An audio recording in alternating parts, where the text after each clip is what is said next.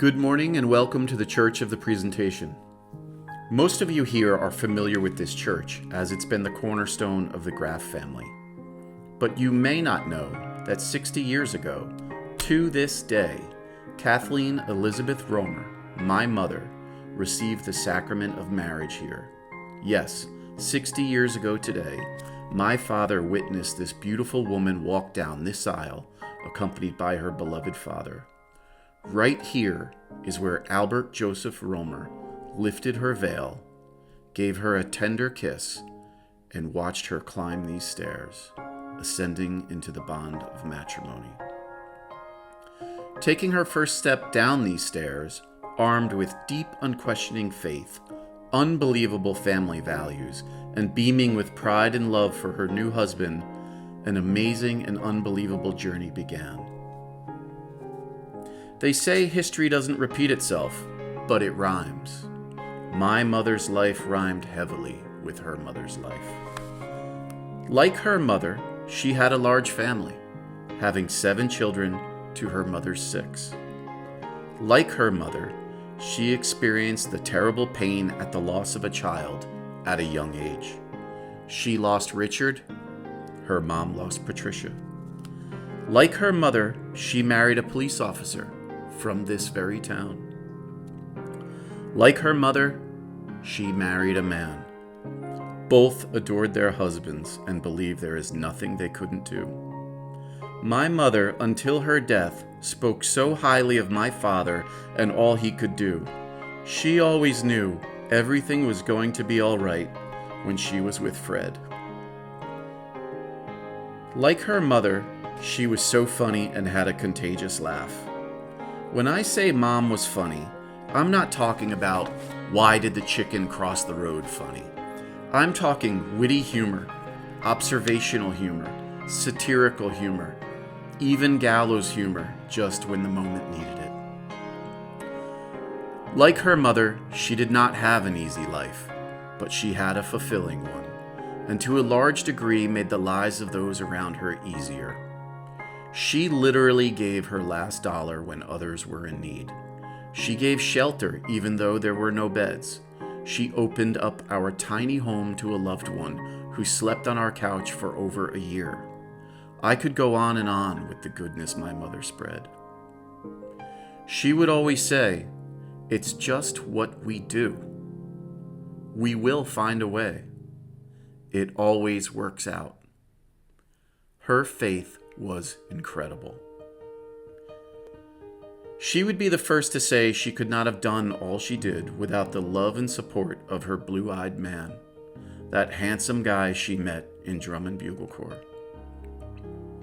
When we sat down with my father in this church to discuss Mom's service arrangements, one question they asked my father: "What was Kathleen's profession?" To which he instantly responded, "Housewife." I then interjected and said to Dad, "If that makes it into the obituary, Mom will come back to life, kill you, and then die again." And we all laughed. But it set me down a road of chasing the following question: how could Dad think my mother was a housewife? Not one of her children would have described her as that. In fact, I'm not sure any of us remember her not having a job outside the home. But that then begged the next question: who was my mom? Who was she to her children? Who was she to her siblings? Who was she to my father? Who was she to God? Was she different things or a different person to each of us?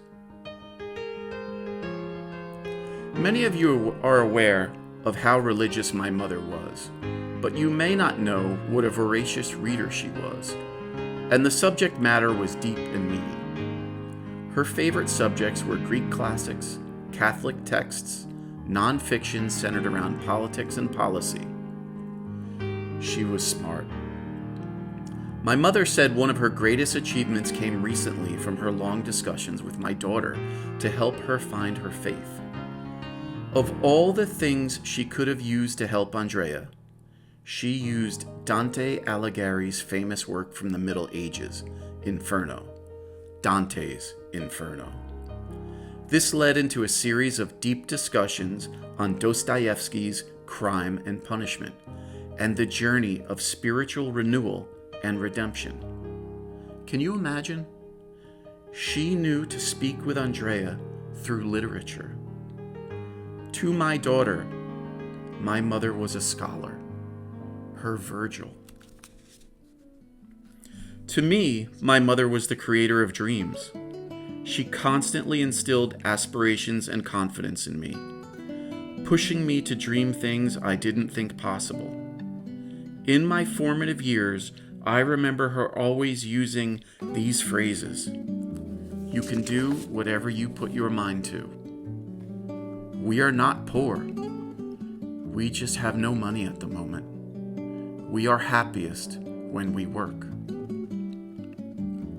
When I had the crazy idea of starting a business at 17 years old, she was very supportive. She even joined the company in its second year and gave it structure and the platform it needed to grow. She was a great thinker, unbelievably organized, and a solid sounding board. We stressed a lot, but God did we laugh a lot. And that only increased when she hired Grandma Rumor to answer the phones. Their humor would just feed off each other. The most consistent thing I remember about my mother all through life was the laughing we did. My mother was my biggest supporter.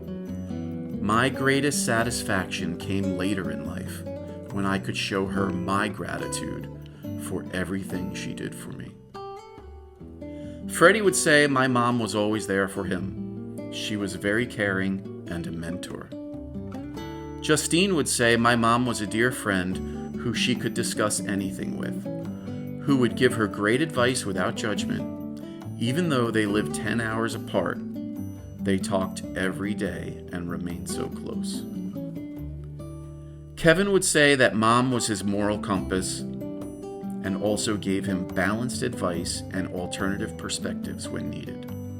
Mom was willing to sacrifice her needs for all the children. Kathleen, I don't know what she would say, but my mom would say this: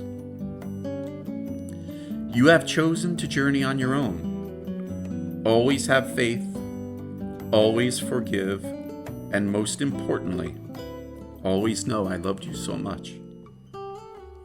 April would say Mom is her best friend, funny, insightful, and giving. Collectively, my siblings would describe her as a confidant, best friend, giving, the glue that bonded a large family together. Up until her death, she managed to speak to her children on an almost daily basis, getting updates on the grandkids, talking about the world events, offering advice on challenges we were facing, or congratulating us on achievements. What comes through in the answer from the children is this: my mother was more of a Beatitudes mom and less of a Ten Commandments mom. I mean, the Ten Commandments are obvious, and she left those for my dad to teach us. But the Beatitudes highlight values, attitudes, and understanding that are an essential guide in life. And they need constant reminding and nourishment. They were her guide to advise us. She was our moral compass. How would Aunt Sharon describe her sister? To Aunt Sharon, my mother was strong, elegant, and caring. From a young age, they took dance classes, participated in school plays, and joined the drum and bugle corps. She was very smart, but didn't realize just how smart she was. She was very giving to those in need, and always offered encouraging words. How would my father describe his beloved Kathleen? Let me start by saying this: when you are selfless, faithful, and giving, you become what each person needs. And a housewife, in the purest sense of the term, is what my father needed. My mother was capable of being many things to many people, but never lost the ability to be what my father needed most: a creator of a loving home environment and a loving and caring wife, or put simply, a housewife. My father came from a loving but broken household. All he ever aspired to was to never have his children experience divorce. He endeavored to be a great husband and father, and he found that in his perfect housewife. He would describe her as a loving provider of a home for the family, a loving mother to a large family, a loving wife, a provider of balance, a best friend, and a woman that has so much love for her siblings, cousins, nieces, nephews, and grandchildren. She loved and adored her extended family and all they did together.